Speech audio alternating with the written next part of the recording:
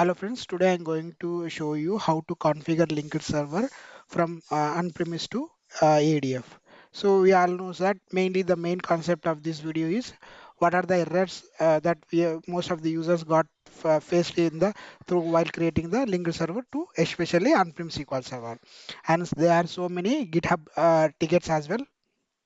Now click new here, type SQL Server, select one, this one, and whenever the users got selected they will select auto resolve runtime. Here generally type Lenovo server. Here if you see here I am able to connect my user with Windows authentication, okay.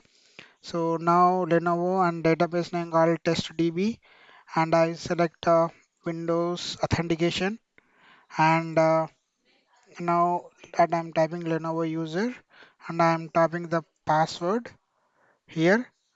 So now click test connection and see what could be the error. Obviously it will get error. Why? Because that default integration runtime doesn't have resolution.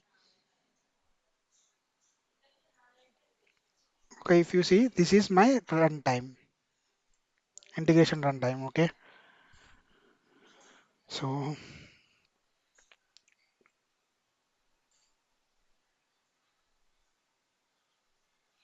is it got fail? See, in a network related means there is no network connection or server name is wrong. But in our case network is there and I'm able to connect from SSMS as well. Now I will add port number 1433, click test connection. This is my default instance. For the named instance, I'm not getting any issue. Only for the default instance only I'm getting an issue. Okay. So even though it got failed, saying that this time this is also it is getting failed with the same error. Okay. But server name is correct. Okay, I didn't change anything. Now if I go SQL authentication, let's see SA and 123 the password.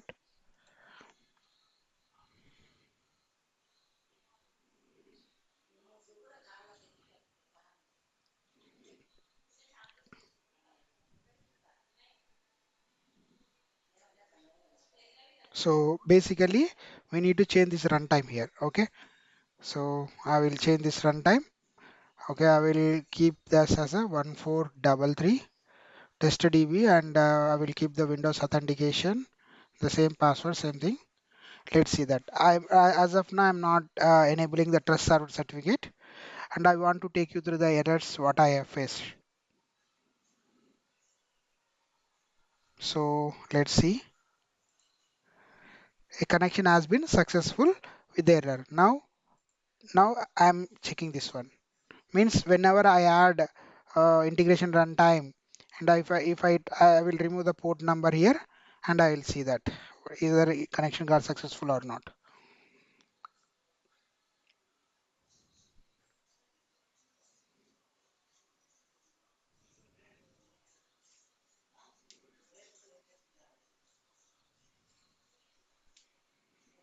So let's wait. It will take it a little bit more time. So it got fail. So see, it is taking as a login a login. Okay, here in this case. Now I will try to add 1433 and see this. I mean, we have two errors. One is instant related, certificate related. Now login related. It got failed again, saying that SC and login it is taking that. Okay, but this is my Windows authentication. Now I will say SQL authentication. Okay, test connection.